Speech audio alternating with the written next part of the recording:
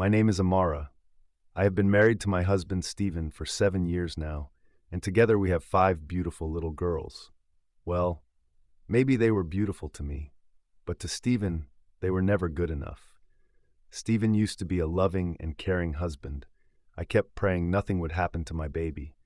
If anything did, I knew I would never forgive myself or Stephen. The doctors attended to her, and after a while, one of them assured me she would be fine. He said I should thank God I brought her in on time.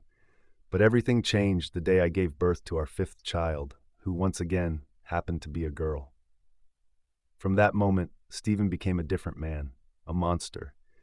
He started shouting and barking at me over the smallest things.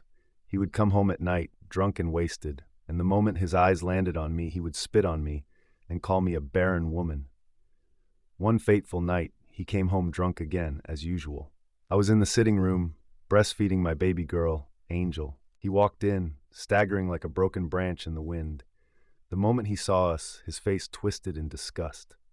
"Hey, what are the both of you doing in my sitting room?" he shouted. "And what is this thing you're carrying in your hand?" he asked, pointing at Angel with hatred in his eyes. My face immediately fell, filled with sadness and silent rage. I looked at him. "Don't call our baby a thing, Stephen. She's human," I said, my voice shaking. "Tufiakwa. That thing can never be my baby. And how dare you talk back at me, huh?" he shouted, enraged. "Should I show you that it's a thing? Should I?" he bellowed again, louder this time. Before I could say or do anything, he forcefully snatched Angel from my arms and flinged her across the room. "My baby!" I cried out in horror, rushing across the room to catch her. Tears poured from my eyes as I held my helpless little girl in my arms. To be continued. I checked Angel's pulse and immediately noticed it was weakening. She was crying harder. Tears streamed down my face even more. That night, I didn't care about anything else. I rushed her straight to the hospital, and she was admitted right away. The following morning, after Angel was discharged, I returned home, only to find my 4 daughters sitting outside. I rushed to them. "What happened?" I asked Daniela, the eldest. "Daddy locked us out and left this morning," she said sadly. "Mummy, we're hungry," Salome added, her eyes filled with tears. I quickly pulled them into a hug. "Don't worry, you'll eat soon, okay?" I said gently, then handed Angel over to Daniela. I started searching for the spare key to the house, but I couldn't find it. After looking around in frustration, outside the room, little Daniela stood with her ear pressed against the door. As her father's belt landed harshly on her mother, tears streamed silently down her cheeks. She covered her mouth with both palms to stifle her cries. Every day he would spit on her before going out, calling her a barren woman, the mother said. Last night, after beating her up, he ordered her to go and sleep on the parlor floor as punishment. The mother lay on the cold, bare floor with no duvet or wrapper. She shivered throughout the night. "Mummy, are you okay?" Daniela asked, her voice filled with concern. Her mother responded in a reassuring tone, explaining, "Seeing her that way, I already knew she must have overheard everything that happened between me and Stephen." She nodded and pulled Daniela into a hug. "Mummy, let's leave," Daniela pleaded. But how could I explain to her that I was just a helpless woman with nowhere to go, nothing to fall back on? "If I left Stephen today," her mother said, helplessly. She hugged her mother tightly and began to cry. "Mummy, I'm sorry. I'm sorry we all came as girls. It's all our fault. Maybe if we had come as boys, you wouldn't be going through all these," Daniela said, apologetically. "Shh, don't you ever say anything like that, baby, okay? It's not your fault. Remember, you are precious to me, no matter the gender. You all are Mummy's precious jewels, okay?" her mother replied tearfully. "What about your sisters?" Daniela asked, inquisitively. "They're already asleep," her mother said softly. Slowly, they drifted to sleep in each other's arms. The following morning, Angel's cries woke us up. I went to carry her and breastfed her. She calmed down afterward. My body felt so weak. Every part of me ached from the beatings I received the previous night.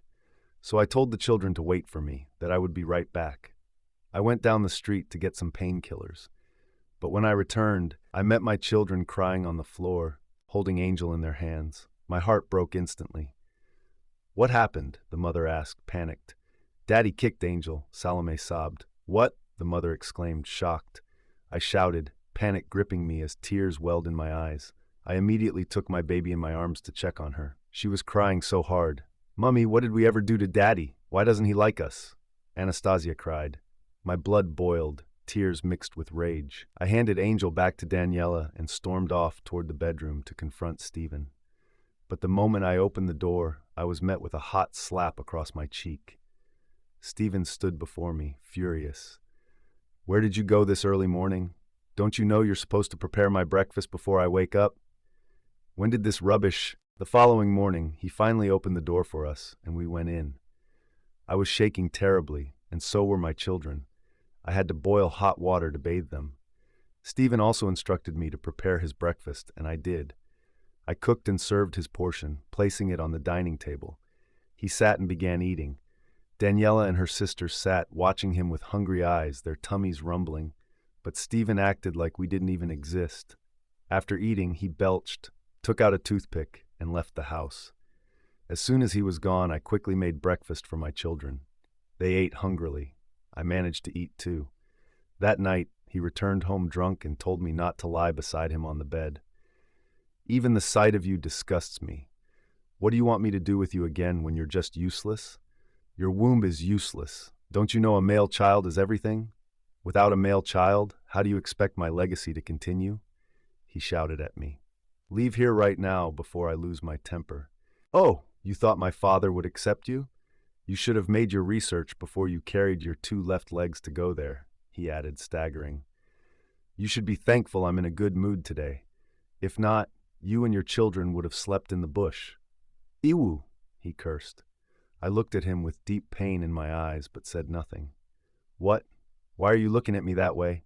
Do you want me to slap you right now?" "Get out," he yelled.